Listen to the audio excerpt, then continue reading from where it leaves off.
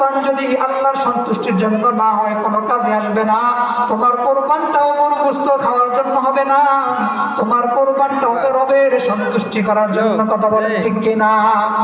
বান্দা যদি রবকে সন্তুষ্টি করার জন্য যদি কোরবান দিতে পারে, তাহলে ওই কোরবানটা বান্দার কুরবানের পশুর রক্ত জমিনে পড়ার আগেই রবের দরবারে কুরবানটা কবুল হয়ে যাবে। বলেন সুবহানাল্লাহ। আমার জীবন, আমার মরণ, আমার বন্দেগী, ইয়া ইলাহি কবুল করো মোদের বন্দেগী। আমার জীবন, আমার মরণ, আমার বন্দেগী। জীবন মরণ কুরবান সবকিছু কার জন্য হবে? চিল্লে বলেন আল্লাহ। সবকিছু কার জন্য হবে? কোন ব্যক্তিকে দেখানোর জন্য নয়, পেট ভরে গরু গোশত খাবো এমন তার জন্য নয়, বরং সন্তুষ্টি হবে কার জন্য? রাসূল আরবি সাল্লাল্লাহু আলাইহি ওয়াসাল্লাম তার ৬৩ বছর জিন্দেগিতে তার লাইফে কখনো কুরবান মিস করেন না। সুতরাং আমাদেরও কুরবান দিতে হবে। কুরবান দিলে কুরবান থেকে নির্গত যদি কুরবান দিতে পারি, কুরবানের মাধ্যমে কার সন্তুষ্টি অর্জন করব? আল্লাহর সন্তুষ্টি অর্জন করব। তাহলে আল্লাহর সন্তুষ্টি অর্জন করার মাধ্যম হচ্ছে সেরাটা দিয়ে।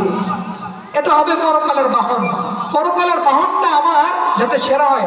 দুনিয়ায় বাহনটা যার যত সেরা হবে, যার যত উন্নত বাহন হবে, সে তত দ্রুতগামী গন্তব্যে যেমন পৌঁছতে পারে, ততটুক পরকালের বাহনটা যার যত সেরা হবে, পরকালের বাহন হবে দুনিয়ার পশু, দুনিয়ার কুরবানির পশু।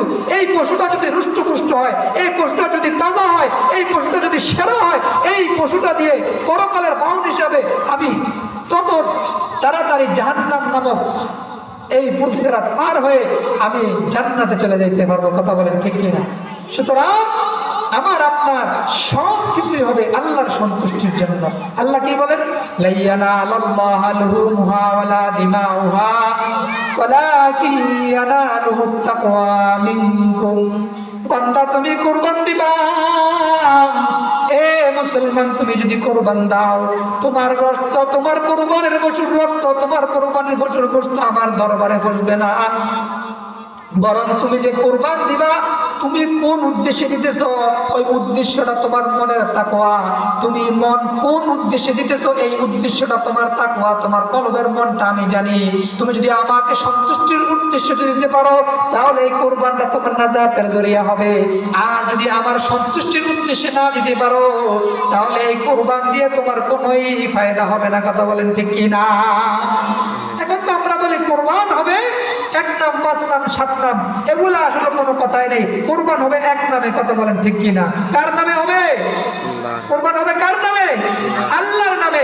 এক নাম কুরবান, সেটা হবে আল্লাহর নামে, কোনো ব্যক্তির নামে, মানুষের নামে, অলির নামে, নবীর নামে, বাবার নামে, খাজার নামে, দেওয়ানবাগির নামে, মৃত বাবার নামে, মৃত মার নামে, অমুকের নামে, তমুকের নামে কুরবান হবে না। কুরবান হবে এক নাম, যিনি তিনি কে? আল্লাহর নামে কুরবান হবে। কার নামে কুরবান হবে? সব কিছু কার নামে হবে? ইন্না সালাতি ওয়া নুসুকি ওয়া মাহইয়ায়া ওয়া মামাতি লিল্লাহি রাব্বিল আলামিন। কুরবান হবে আল্লাহর নামে। এজন্য আল্লাহর হাবিব সরকারে দো জান বলেন, ইন্নাল্লাহা লা ইয়ানজুরু ইলা সুওয়ারিকুম ওয়া আমওয়ালিকুম ওয়ালাকিন ইয়ানজুরু ইলা কুলুবিকুম ওয়া আমালিকুম। আল্লাহর হাবিব সরকারে দো জান বলেন, বান্দা তুমি কি করতেছো? কেন কুরবান দিতেছো? তুমি কত টাকা দিয়ে কুরবানির পশু ক্রয় করছো? কত লক্ষ টাকা দিয়ে ক্রয় করছো? কালো কিনছো না সাদা কিনছো? মোটা কিনছো না চিকন কিনছো? কোন বংশের গরু ক্রয় করছো? এটা আল্লাহ দেখেন না। কত টাকা দিয়ে কিনছো? এটা আল্লাহ দেখেন না। ওয়ালাকিন ইয়ানজুরু ইলা কুলুবিকুম ওয়া আমালিকুম। বরং আল্লাহ দেখেন তুমি কি রবের সন্তুষ্টির জন্য গরুটা ক্রয় করছো কিনা, রবের সন্তুষ্টির জন্য পশু ক্রয় করছো কিনা, রবের সন্তুষ্টির জন্য পশু কুরবানি করছো কিনা। যদি রবের পশুর সন্তুষ্টির, রবের সন্তুষ্টির জন্য যদি পশু ক্রয় করে থাকো তাহলে রব এটা দ্রুত কবুল করে নিবে। কথা বলেন ঠিক কিনা? তাহলে আল্লাহর সন্তুষ্টির জন্য কিনতে হবে, আল্লাহর সন্তুষ্টির জন্য কুরবান করতে হবে। এখন তো কিতাবে আসছে যে পশু কোরবানি করার আগে মনের পশুটা কোরবান করতে হবে। কথা বলেন ঠিক কিনা? আগে মনের পশুত্ব কোরবান করো, তাহলে দুনিয়ার পশুতে কোরবান করো, রব ওই কোরবানটা তোমার কবুল করে নেবে। কথা বলেন ঠিক কিনা? সুতরাং মনের পশুটাকে কোরবান করতে হবে। কোরবান আল্লাহর সন্তুষ্টি অর্জন করার জন্য হতে হবে। যখন আল্লাহর সন্তুষ্টি অর্জনের জন্য কোরবানটা হবে, তখন এই কোরবান দ্বারা আমার রবের সন্তুষ্টি অর্জন হবে। আর রবের সন্তুষ্টি অর্জন হলেই আমার পরকাল জান্নাত নিশ্চিত হবে। কথা বলেন ঠিক কিনা? তাহলে কোরবান চলে আসছে। কোরবানের ফজিলত মাসলা মাসাইল আমাদের জানতে হবে, জেনে আমল করব। মাগরিব বাদ একেবারে আলোচনা ওলামা একরাম করবেন, তো আমরা ধারাবাহিক আলোচনা শুনবো। শুনে ইনশাল্লাহ যাবো তো ইনশাল্লাহ, একদম ফার্স্ট টু লাস্ট আলোচনা শুনে যাব। এলো ঈদুল আজহা, এলো এলো রে কোরবানি, ঠিক না? এলো ঈদুল আজহা, এলো এলো রে কোরবানি, সবার মনে জেগেছে তাই, সবার মনে জেগেছে তাই ত্যাগেরই সুরবানি। এলো ঈদুল আজহা, এলো এলো রে কোরবানি। সব বলতে পারবো আমার সাথে? সব বলতে পারবা? এলো ঈদুল আজহা, এলো এলো রে কোরবানি। বলো, এলো ঈদুল আজহা, এলো এলো রে কোরবানি, সবার মনে জেগেছে তাই, সবার মনে জেগেছে তাই ত্যাগেরই সুরবানি। এলো ঈদুল আজহা, এলো এলো রে কোরবানি, এলো ঈদুল আজহা, এলো এলো রে কোরবানি। কোরবানি কার জন্য হবে? কোরবানি কার জন্য হবে?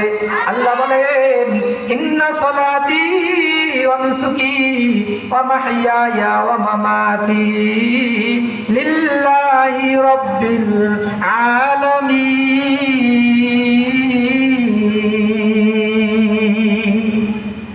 সব কিছু আল্লাহর সন্তুষ্টির জন্য হলে দুনিয়ার সব কিছু তোমার হয়ে যাবে।